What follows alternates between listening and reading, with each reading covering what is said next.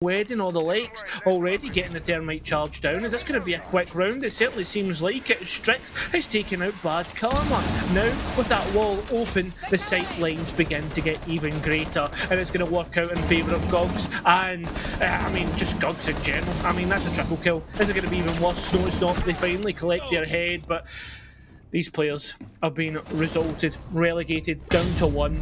The Habana charge does go off, and NatGav really making a good effort of putting these players down to low HP, putting them down to low numbers. Oh, what the hell? NatGav, just with heroics, solo plays, finds all the heads. Like I said, this round has been turned up on its head. The Griffins have not been able to just take the lead this entire match. The Seagulls now move on to match series championship point. The fact that they've returned to the top floor obviously says to me, Binks, that they feel as if this is a stronger of the two sides between this one and their reading room defence. And they also have ideas of what went wrong in that last round. And well, there's already a capitalisation, I guess, an adaptation, as they've already found the first frag, and it's no other than Gugs. Really turning the tide in the nail in the coffin easily. And there is the run out and the expectation. 3 kills from NatGav on the round. Case down, pinged out by the attackers. The 2 remaining, Haruno and Styx, are not in the best position to capitalize. Top of Red Stairs, ready for it. Obstacle is going to find Styx, all left up to Haruno. Top of Skylight. Do they take the timeout or do they attempt for it? They have to push. There is no option. They can go and try to get Case, but it's going to be a flawless round. Bad Karma had trouble since the rehost to find the frags they need, but they have to find it now to give their team a chance once again at match point. They have to find it here. Seeing the head sprayed down. There goes Haruno. Case down. Charm has to come towards the lonesome player of Shrimp. 1-1. 20 seconds to go. Information is key. Looking towards the right angle. You have to go through the wall. You have to break the barrier. And it's going to be Shrimp to win it out. We're going to have one more round. Cairo going the entire distance. We are going the entire distance, and what a time to pop up with that clutch there from Shrimp. We now have to see Seagulls finally win their second round on attack. Yes, that's right. The Seagulls have only been able to win 1 round on attack. Both teams have only been able to win. It's a shotgun. It's also going to be Darth Pickle from the grave, able to collect on a kill. Haruno continuing to hold down 90 with Alibi's shotgun, making great use of those slugs. Tachanka getting a little bit too aggressive, trying to find the final player of Shrimpster. Spraying out with the P9 pistol is going to be able to find her second kill. Now all left up to the single player of Gugs all the way on site. The floor is broken open. There's a lot of time to go. If we look over at the drones, Ace still has one in his pocket.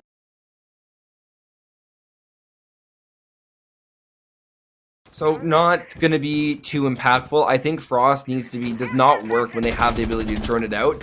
You have to, beautiful kill. All through the pings of knowing the bullet hole. That's where information does work. And you're still going to catch out Frost mats. If the Frost is placed on windows where you can't, or you don't have the ability to look down if you're taking a gunfight at the same time, that is how you properly use Frost. For example, exhibition window. Oftentimes you can't look down. NatGav to find a second kill with the nade. Meanwhile, Gugs is going to refrag on 2, both on NatGav and Obstacle, which means we're down to a 3v3 with 1:50 to go.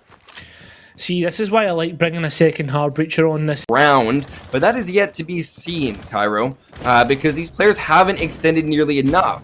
It's going to be an Obstacle able to find Cham, that's your pulse, and a lot of the main player that would be able to find players from down below. C4 being cooked out from inside a bathroom, won't be able to collect onto anything. The upside down repel of Flixer will find Gugs getting a little bit too aggressive as this final round and a half is heavily favoring the Seagulls as it's up 5-3.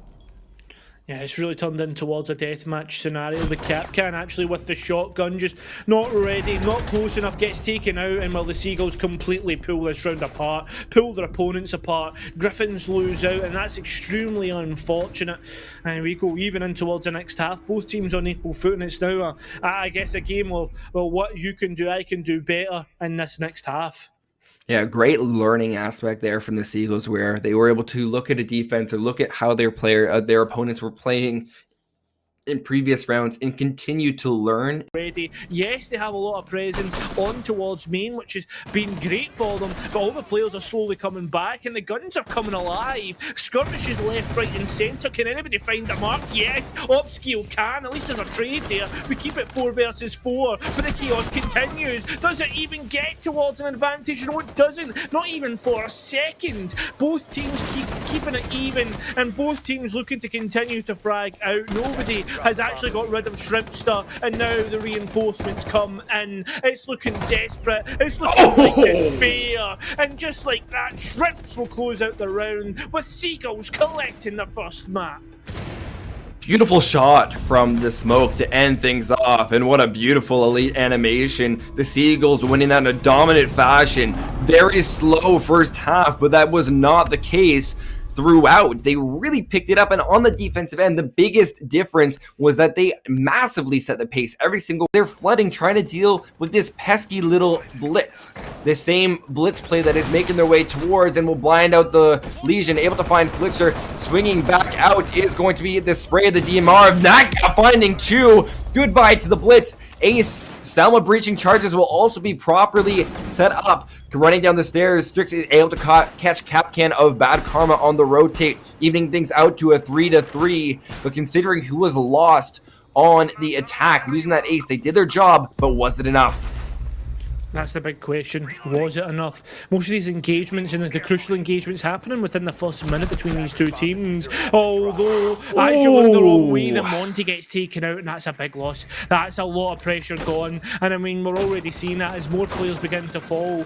It's now up towards Strix on a back burner, on a backstab, trying to see what they can find. Not going to be much as we see lots of bullets flying. And it's NatGav again to find a 3k. Seagulls really take the lead in this match as they go 5-1 and are 2 rounds away from being confirmed your HSEL champions of R6. I really like that round for a few reasons. A skirmish happening as both teams come to a standstill at, I guess, the cross point of the map, and already players start to fall. Lovely from Bad Karma with a nice double kill. Elsewhere, the Blitz gets one of their own on towards Obskill. That was the Frost, and has been playing the Frost continuously. Although, as I say that, there's already a refrag. It's up to the last remaining player in Bad Karma. Well, they get out their mop and they clean up this round. Playstyle. And I actually want to highlight Bad Karma for the remainder of this prep phase just because they have done such a prominent job of just constantly changing their roles while still managing to perform. They have constantly isolated their opponent. It could be the Buck over on Skyscraper. They could be collecting information for their team while playing the Zero. Great plays from Bad Karma, assisting their team, not by being that fragger role, but from supporting but while flexing. It's a jack of all trades at the end of the day. Well, let's look at MRO into sight.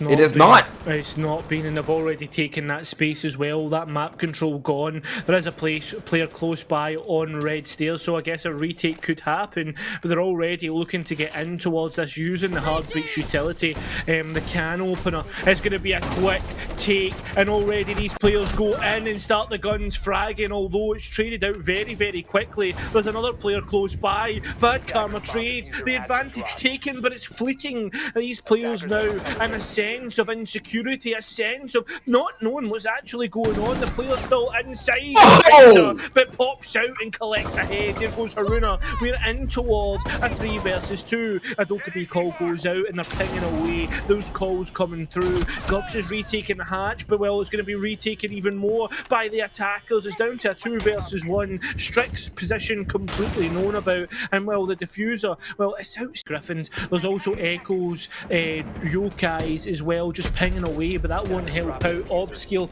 as they'll get taken out by Haruno. We're going in even in terms of this execute. Smoke Babe starting to go out just to deny these areas as the players look to head towards Bakery.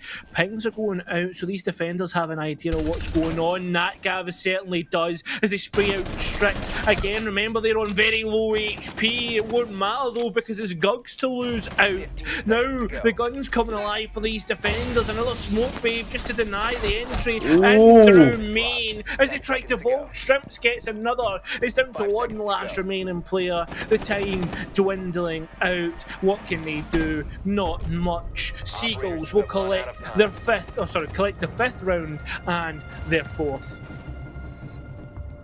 Exactly what you want to see. Seagulls hold on for the round they need as we go into one final round. And Ace's position, and this is where things start to get tough. They all start to chase. Unfortunately, the shotgun of God's not able to finish off in the 1st round, but does on the 2nd. Look at the range on that thing. Wow. Honestly, you talking about Japanese beef really gives me that sense of hunger, and it seems like the Griffins also share that same hunger, but not players on the Seagulls. But we have to consider the duality of Cham, but they would have been able to activate those Goyo canisters with their turret, but they are now gone off the board, left up to the lonesome Haruno. 1 and 6 has to make an impact now more than ever, spraying out, trying to find the Nomad, not to find a single sliver of HP, and just like the round before, it's gonna be the Itali 12 shotgun, pocket shotgun, to end off the round. Great show of force from the Seagulls, moving towards match, series, and championship point. Well, there is payback, as it's been said in chat for that. It's just bad karma. It's just bad karma. Oh, God. There's no way that you've brought that out is actually what you want. Like, do you know what, Binks, do you know what? It's currently 3:30 in the morning for myself at this moment in time, and my night has been made entirely worse by that one comment. I'm calling you out, man. I appreciate that. Properly drone out his opponent, and that could easily guide the way towards winning this match. NatGav was able to find the mute of Strix, who's now waiting for the round to be finished. And great, I don't know if this is from droning, but they are able to down the Legion up above, and a huge shot, a nade from NatGav to find their 2nd. Now only